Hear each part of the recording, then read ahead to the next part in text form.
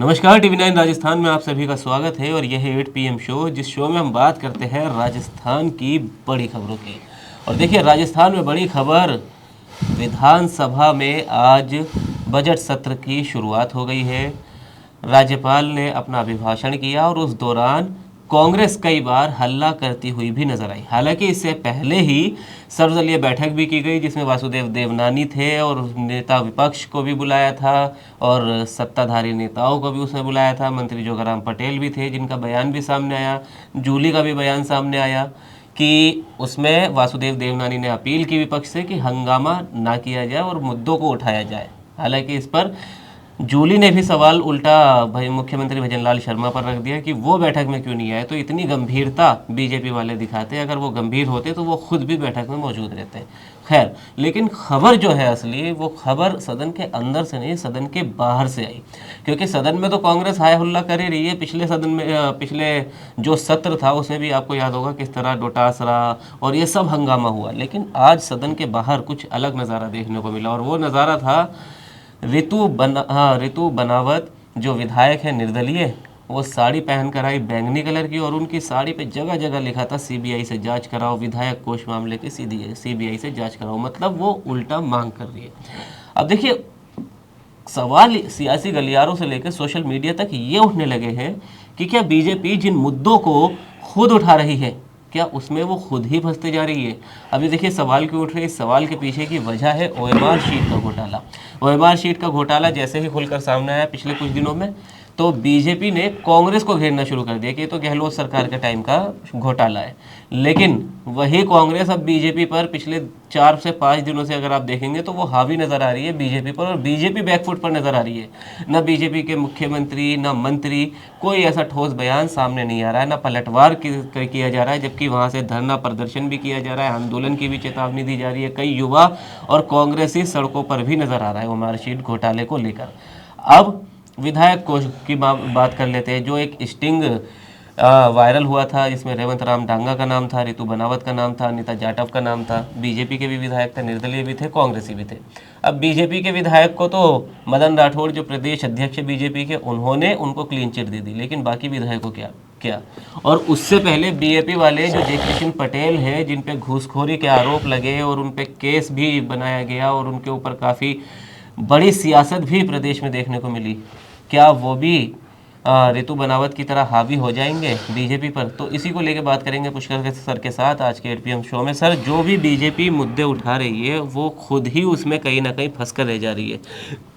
विपक्षी पार्टी हो चाहे निर्दलीय नेता हो, वो कहीं ना कहीं हावी होते हुए दिखाई दे रहे। तो ऐसा आखिर क्यों हो रहा है?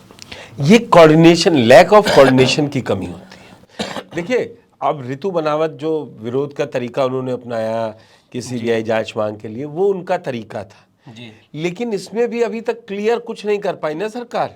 बिल्कुल सर। जब से स्टिंग हुआ एक निजी चैनल का, तब से इसमें कोई वो नहीं हुआ। जो स्पीकर साहब है उन्होंने भी कहा हम देखेंगे, अभी वो देख ही रहे हैं। उसकी बैठक 1-2 बार हुई है, उसके बाद नहीं हुई। क्या करना है क्या नहीं करना है इस पे, तो इससे मौका मिलता है सामने वाले को। जब आप फ्लोर मैनेजमेंट अच्छा नहीं करते जी, तो ये समस्याएं आती हैं। यही जो आपको एक्सपीरियंस और न्यूली वाले में अंतर मालूम पड़ता है, वही दिख रहा है। ठीक है, आप पास आया था तो ओएमआर शीट घोटाले में पकड़े गए लोगों के अगर लिंक मिल रहे थे गहलोत से, तो फिर उसको जोड़ के उसको एक सिरे तक नहीं पहुंचा रही। ये सरकार कहीं ना कहीं वो लैप्स कर जा रही है, जिससे विपक्ष हावी हो रहा है। जी, ऐसा नहीं है कि ओएमआर शीट में कांग्रेसी कोई आरोपी है ही नहीं, जी, या वो तार जुड़ी नहीं रहे, हवा में बात चल रही है। वो चक्कर ये है कि वो दूसरे मुद्दे पे चला जा रहा है मसला, और जिस एक मुद्दे पे वो लीड भी लेते हैं तो वहां पीछे चल। अच्छा, आपने देखा है कि बीजेपी में सीनियर नेता होने के बावजूद वो कोऑर्डिनेशन के लिए नहीं बनता है, बात नहीं बन पा रही है। आपने देखा वसुंधरा राजे सिंधिया हैं, सीनियर हैं, अगर उनसे सलाह लेके चले तो काफ़ी कुछ भजनलाल जी पा सकते हैं, लेकिन वो नहीं ऐसा होता है। यहीं पे सीनियर और पार्टी एकजुट दिखाए एक फोरम पे, तो अभी अटैक कर दे अगर आके पक्ष में कांग्रेस पे वसुंधरा राजे, तो आप सोचिए आप क्या कहेंगे। जी लेकिन वो हैं, विधायक हैं, बस विधायक हैं, आती हैं सदन में, आ गई तो ठीक, नहीं आई तो ठीक, वैसे तो नजर ही नहीं आती ना सर। नजर ही नहीं आती। आज उन्होंने खैर अजीत पवार के निधन पे दुख जताया है, जी लेकिन जो जो एकजुट दिखनी चाहिए, एकजुटता दिखनी चाहिए, वो नजर नहीं आती। वो नजर नहीं आती। मंत्री अपने हिसाब से चल रहे हैं। जी किरोड़ीलाल मीणा का आपको पता ही है, जी मदन दिलावर क्या बोलते हैं उनके लिए, मतलब वो सरकार में अगर एकजुट दिखें तो रिजल्ट अच्छे आएंगे। चलिए, तो देखिए बीजेपी जिन जिन मुद्दों को उठा रही है वो कहीं ना कहीं वो उस बीजेपी पर ही हावी होते हुए दिखाई दे रहे हैं। अब देखिए आज से सदन की शुरुआत हो गई है, कई बिल इसमें आने हैं, बजट पेश किया जाना है, लेकिन कांग्रेस भी अपनी कमर कसकर इस बार फिर से आई है कि पूरी तरह वो सत्ता पक्ष को कहीं ना कहीं उनकी नाक में नकेल डालने के लिए आई है।